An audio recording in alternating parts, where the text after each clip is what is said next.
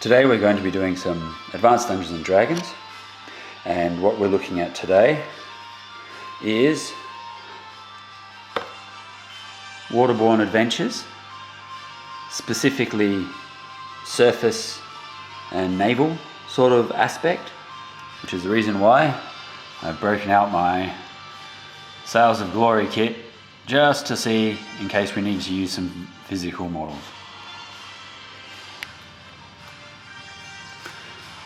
With regard to waterborne adventures and just in general,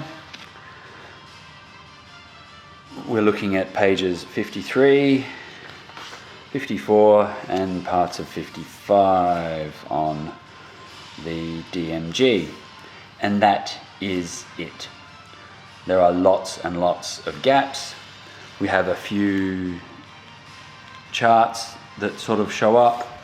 We've got some parts that explain a few things to us. Okay, we have different types of ships, we have some hull points, we have some various options for direction because we need to know the wind, and so on. So what we need to do is fill in those gaps, and that's the sort of thing that we're going to be doing today. As much as possible, we'll be living within these pages, and we'll be working from these books, just because this is where all the rules come from, and how to do things all comes from here. However, the means of how it's done is left entirely into the hands of the Dungeon Master, and that's where we need to work together to build something up. And for that, I'm going to turn to a very special resource.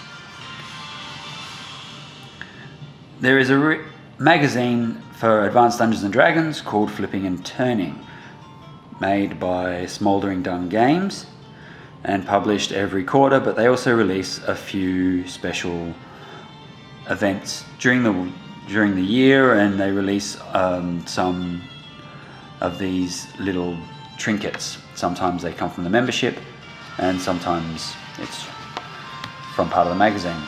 So basically you could end up getting anywhere from 6 to 8 publications in a single calendar year, and this one is especially against or for naval combat.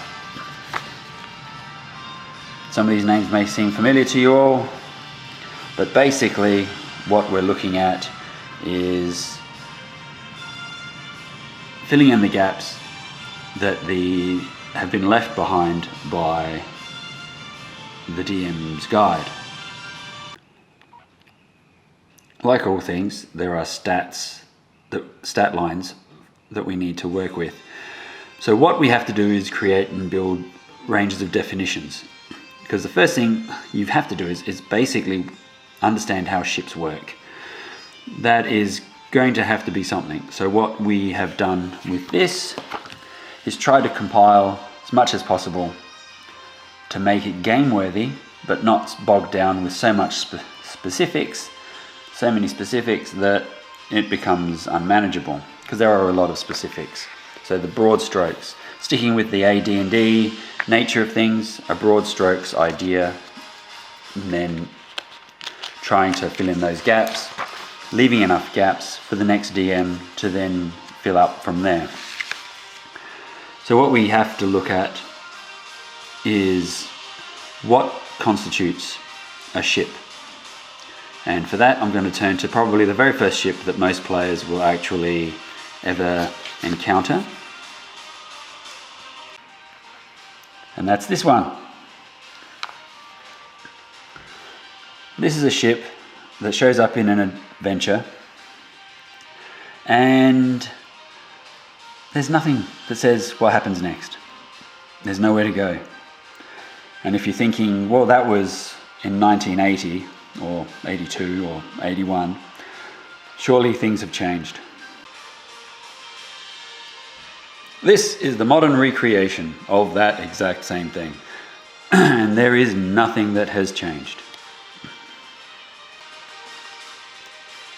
Basically, in the modern game, it's exactly the same as it is today, as it was then.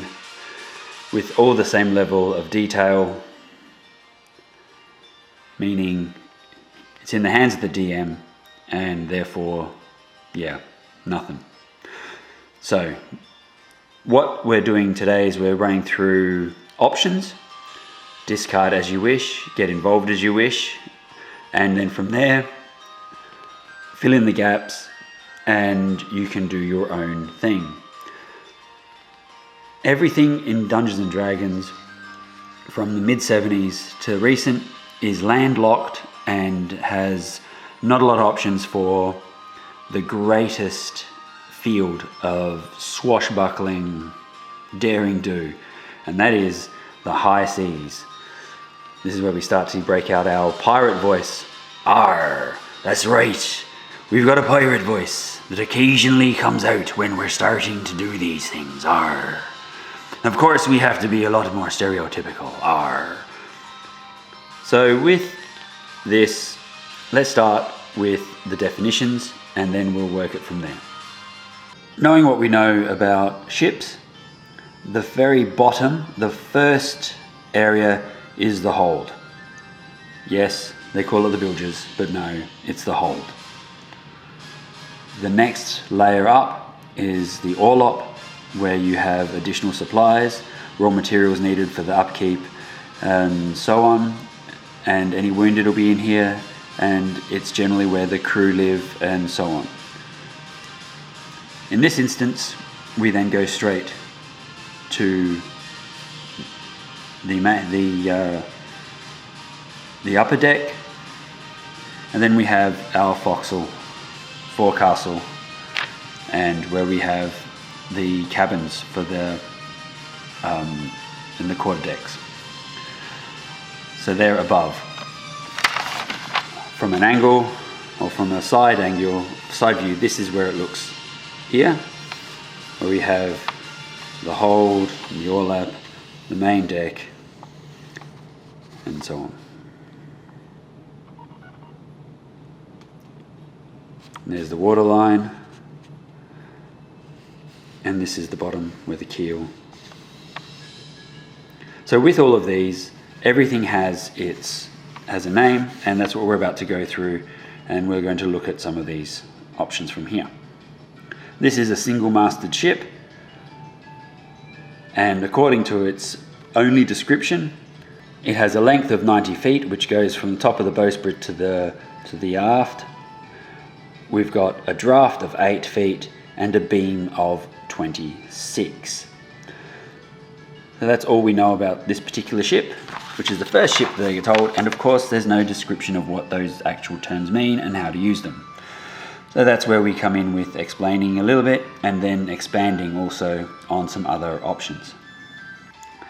So what we've done is expanded a little bit on the actual stat lines, which also includes the deck length as well as the board, and a little bit more on the speed and the sailor contingencies. What we're looking at is an overall length of a ship. Then you've got the deck length, which is the actual inside of the ship, I suppose, is the way of explaining it. The beam is the width of the ship at its widest point. The draft is how deep it goes. So you'll find that there are some waters that are 6 foot deep, 10 foot deep, 20 foot deep. And depending on your draft, depends on whereabouts you can actually sail. You might hit some reefs that come up as close to 10 feet, and if you've got a 15-foot draft, you're going to crash into these into the shores. The board is the water line to the top of the ship. So when you're trying to mount that ship, you're approaching it from the side and you're coming in with the longboat to sneak onto the ship, you've got a 10 foot, 5 foot, 8 foot, 15 foot, depending on the ship, to actually climb up and get on board. And then it's how many decks, and then a speed.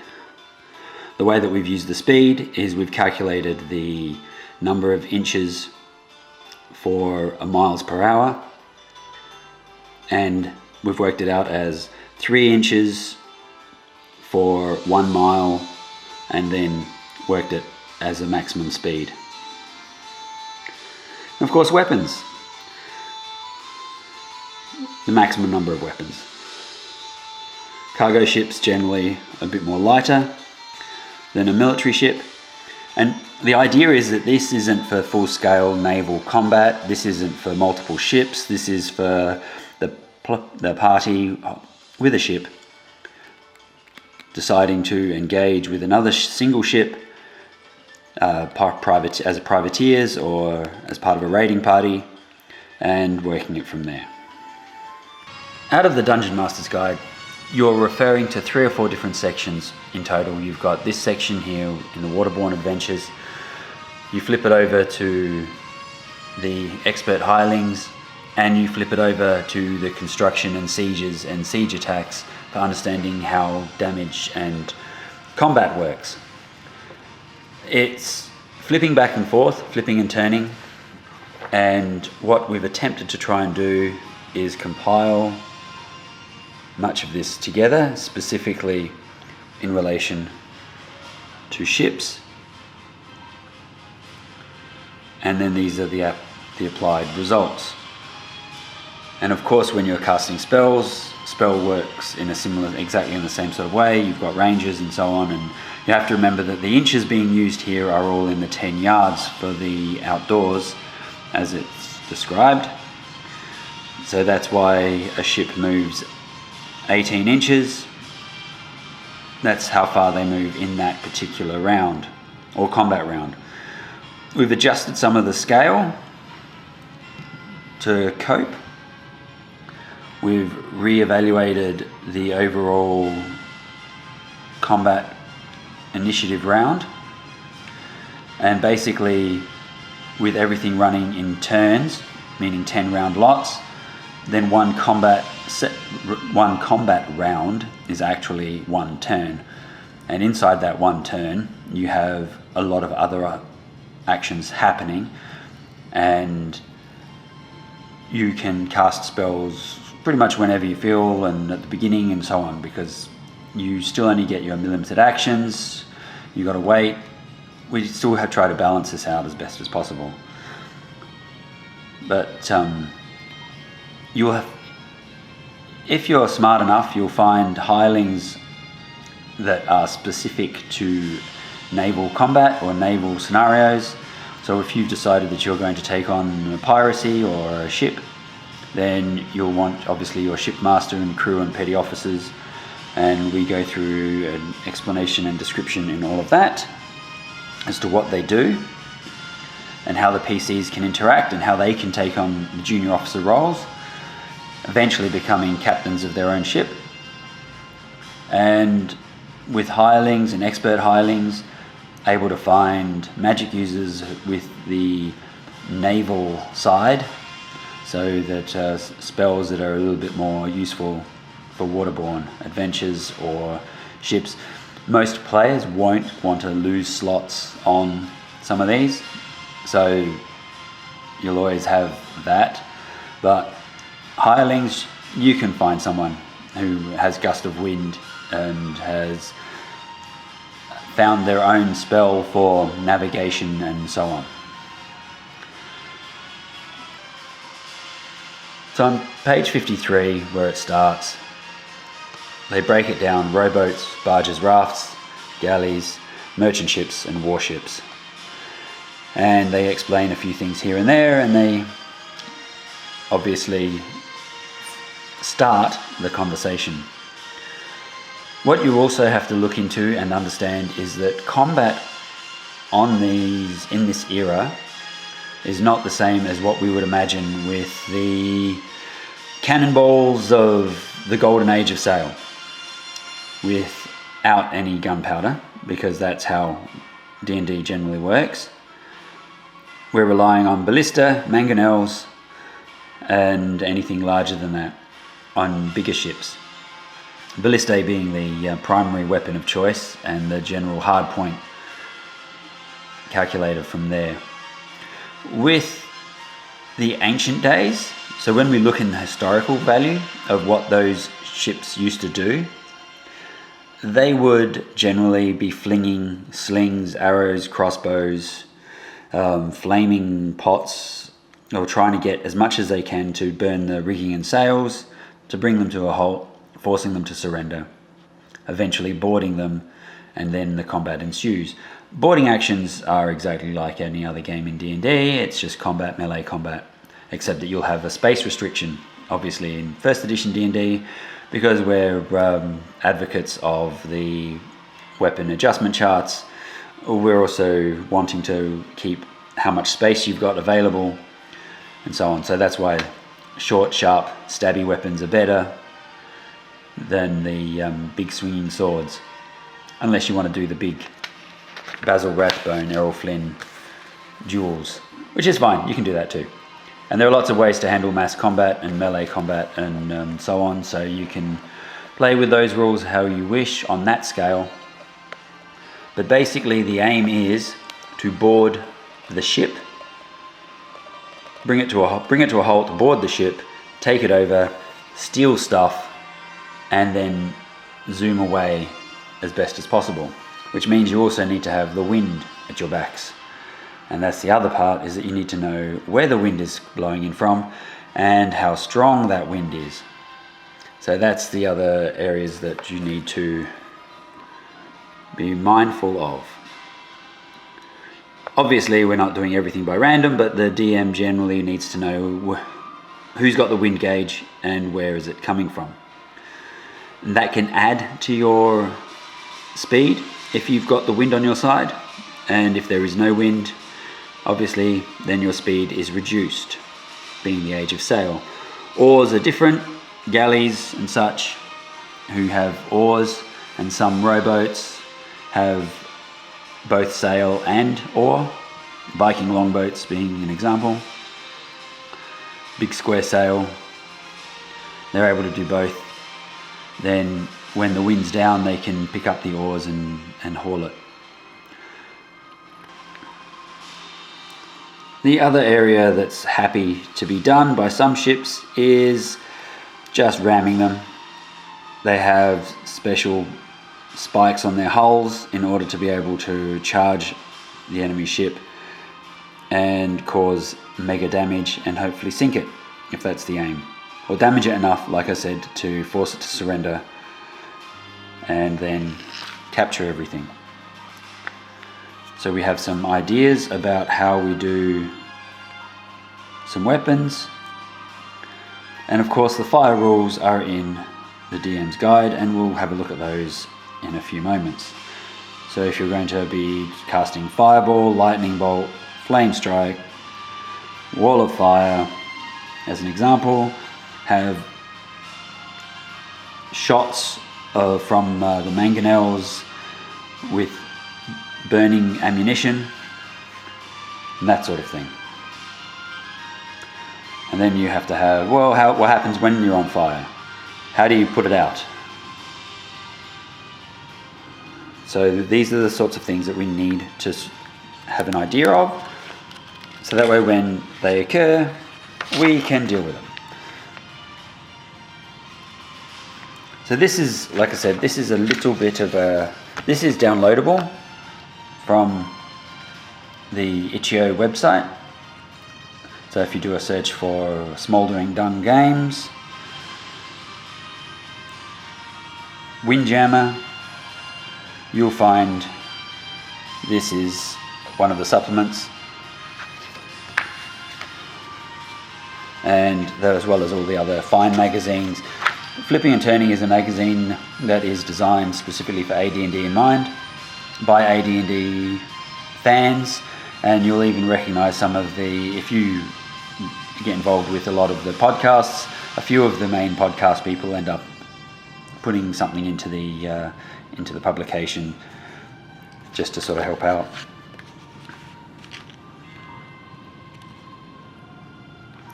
So the last thing that not the last thing, I will go through a few more things, but something final that's not covered is the maneuverability of the ships. And this is where we use the flight variants inside the aerial combat to come up with a movement class for the ships. and following the rules for such, because they've already been laid out. And that's how we know that Mr. Gygax liked to do things.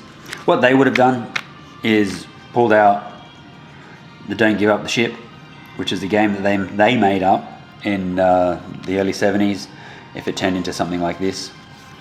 Or they would have had another game to replace it with, and it would have been a mini game inside the main game. But what I'm looking at trying to do with all this, or what we want to do with this, is actually provide some basic rules for when you decide, I'm running off with that ship and I'm now going to become a little bit more on the high seas. Some examples of some turning and how it works. So one of the biggest things that affected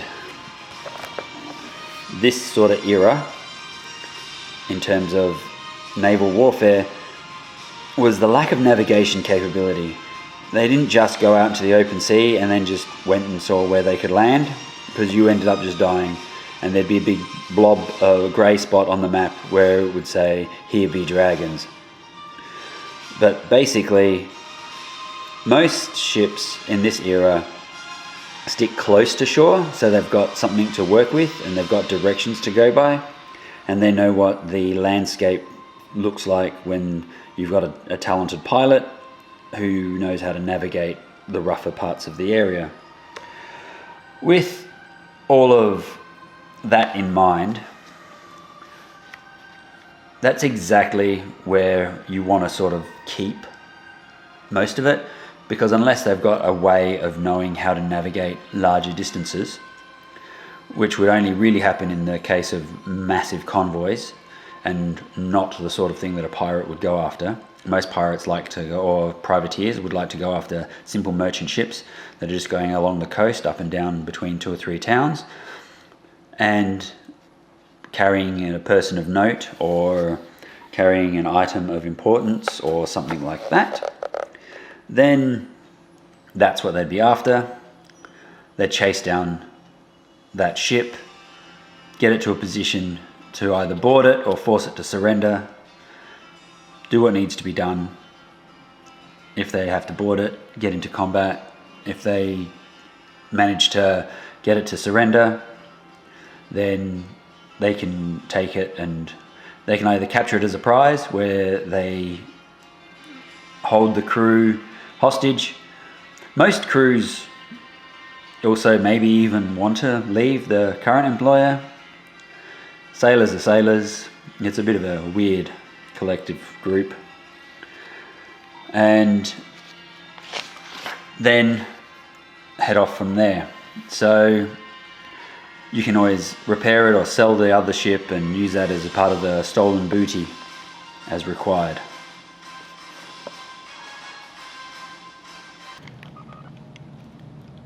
Time to start using some props.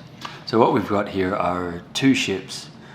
One is noticeably larger than the other, and this one is going to be treated as a medium merchant ship, and this one being our PC / pirate / privateer or whatever. So the speed on this one is 18 nautical inches, if we can use that as the term, which roughly equates to a good speed of 6 miles an hour. And this one is 21, which is 7. So basically what happens is that by the time you have a line of sight, then there's a distance between them, and how long it takes to catch up depends upon obviously the speeds of the ships. If you've got the wind on your side, that can add an extra couple of miles per hour to your speed. So as an example, the wind gauge is with our privateer, and they can add 5 miles an hour to the wind, which adds a lot more speed to that particular ship, because they've got the wind on their side. They're able to make use of it. as an example. If that's how, depending on where the wind is blowing, if the wind is blowing in the other direction, that would be coming off. So it's just cogs and merchants and trade crafts, trade ships have routes that they travel, so that they have an average speed of X and delivery within so on. It's all known and everything else. Whereas the privateers they come in and using the environment as for their advantage, strike and then leave. If we just go base to base, 30 inches is the maximum distance for most weapons, and that's when the combat effectively starts. How long does it take to get to this sort of position? Depends upon the speeds of the ships, and that can take anything from a couple of hours up through to 6 to 8 hours, or even well into the night, depending on how hard the crews are after trying to get to their target. Sometimes it's too far and you just go, we'll let it go this time. But if there was a particular reason that they were after this ship, they would be hunting it down. And at this point, this is where initiative would start, and perhaps it's not quite so straight behind, it might be coming in on an angle, but 30 inches is the distance that the ballistae fire at. So with there being a distance difference, you can do all of this theatre of the mind. It's just that sometimes it's easier to run with a few models, and I don't often get the chance to break out my sails of glory. So, you know, I'm bringing them out. So if there's a 6-inch difference between them, between their speeds, that moves forward, you know what I mean, and perhaps makes a turn to be able to get a couple of shots off at that distance between the two. And you would work out how you want to do it. Hex paper is always fantastic with bits of almost nothing in the way, you know, just use paper and draw out where the maps and plans are going, and you can keep track. Using all the rules for flying in terms of being able to having to move forward a few inches before it's making another turn. They may not be able to do more than a little bit, because ultimately the ship will want to come back to keep the weather gauge going. And if you've decided that this is the direction that the wind is happening, so when the ship is facing with the sails this way, that is when they get the extra inches. They don't when they move on an angle. But then when they come back in, they get a boost. And they're constantly trying to make use of the various tack. And the other ship will be doing the exact same thing as well. But they also know that they're going to have to try and use other means, because they're basically not fast enough to escape. And you might even use expert crew as an example of irking out a little extra mile an hour or something. And as an example of how the distances work,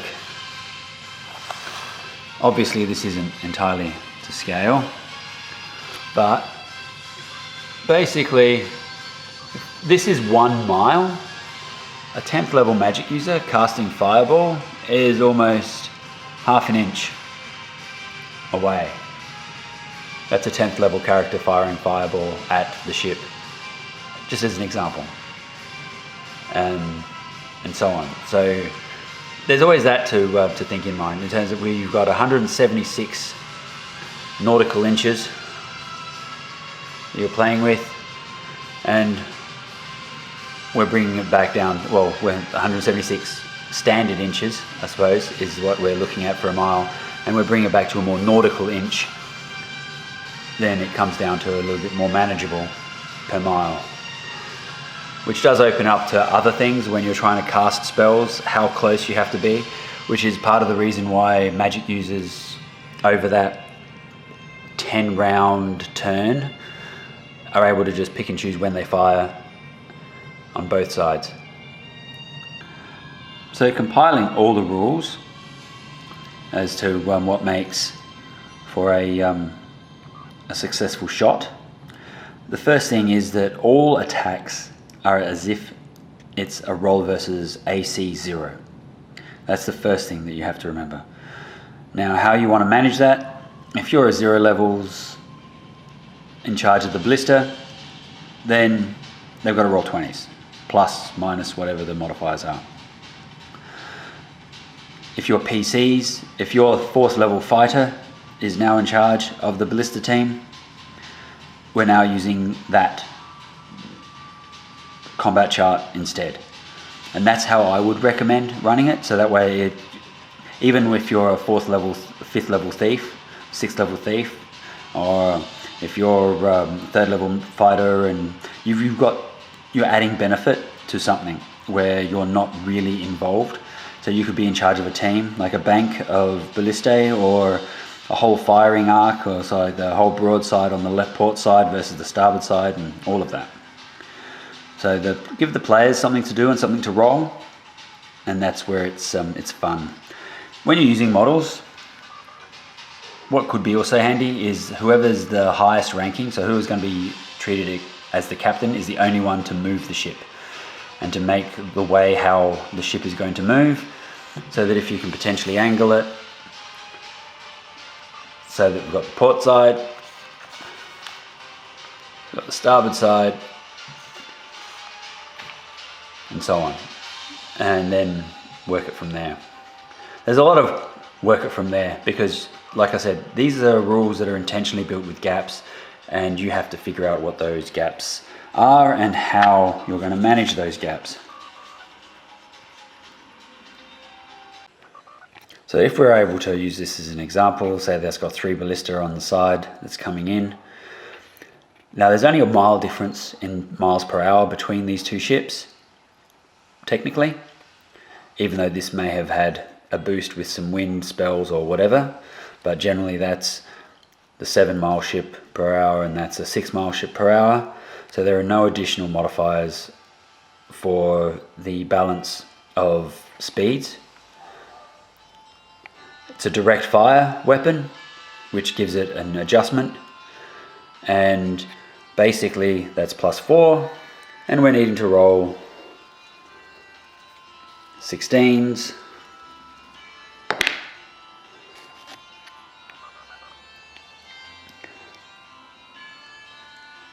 so that's +4, which goes to 17, and it's a medium ship that's being targeted, which adds another 2, which takes it to 19.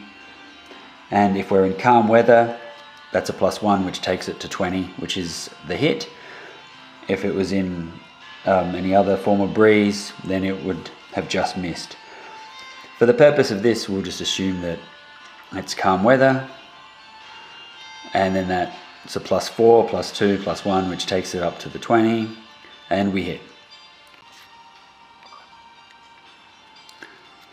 The other part of it is also whether you've got an expert in charge, so that would essentially add a +1, which is close enough to sort of being almost like a leveled character that's in charge of, or the leveled someone that's there that knows what they're doing, which gives them goes to 19 instead of requiring the 20, but that's also depending on what you're doing.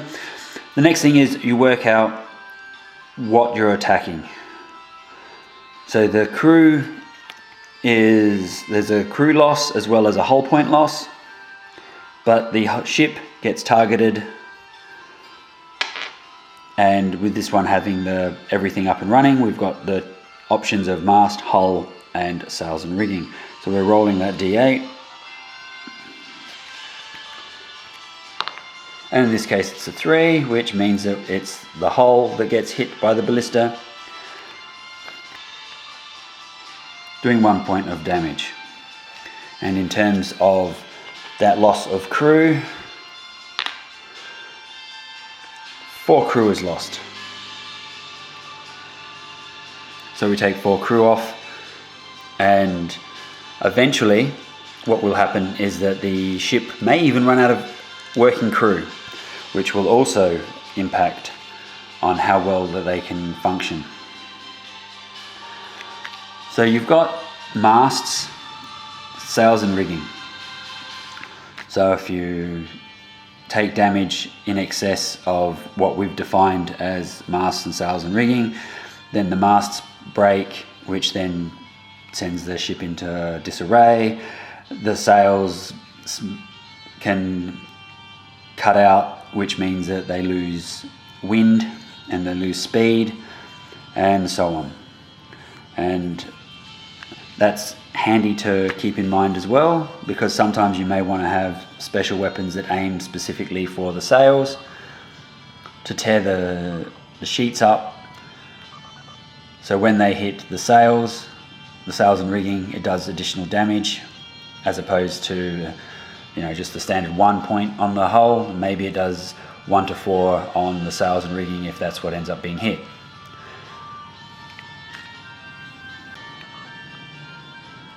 So I've probably created more questions than I've tried to than answers for what all of this means and how to use ships. But in essence, don't just treat them like a giant monster or a horse, because they're not. You've got a bunch of crew on there that need to be fed and paid. You also have the wind, you have the ocean itself, and you have all sorts of critters that are inside the ocean that want to kill things and eat things and so on. And that's always fun too. But you got to remember that most ships in this era were still clinging a lot closer to the coasts, and unless they have a map and unless they have a way of guiding, so that could be a special item, a magic item, or something that allows, or a specialized know-how on how to navigate via the stars.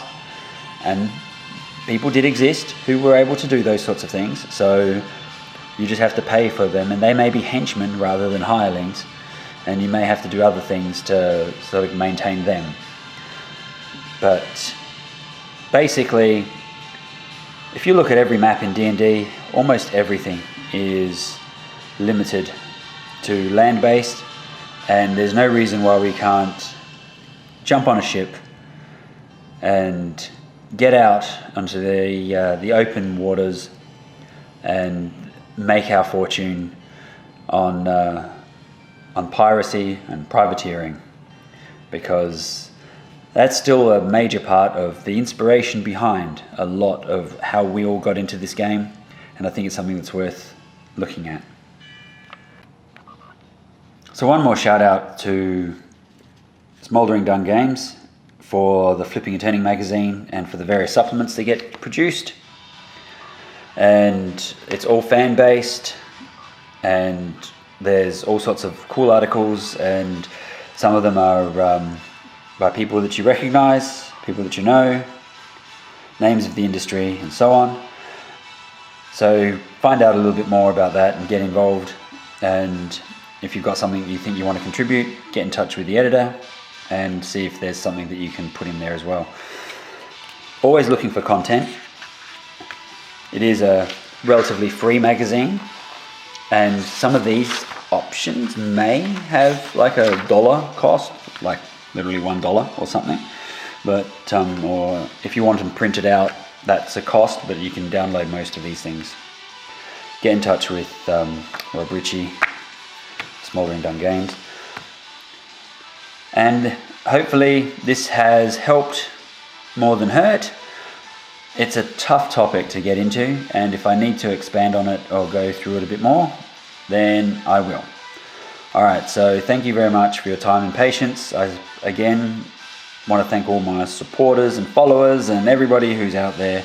You're all great. No, honestly, you are the heroes, and we can move on from here. This is a game that's still got a lot of life left in it, even though it's 50 years old. Alright, thanks.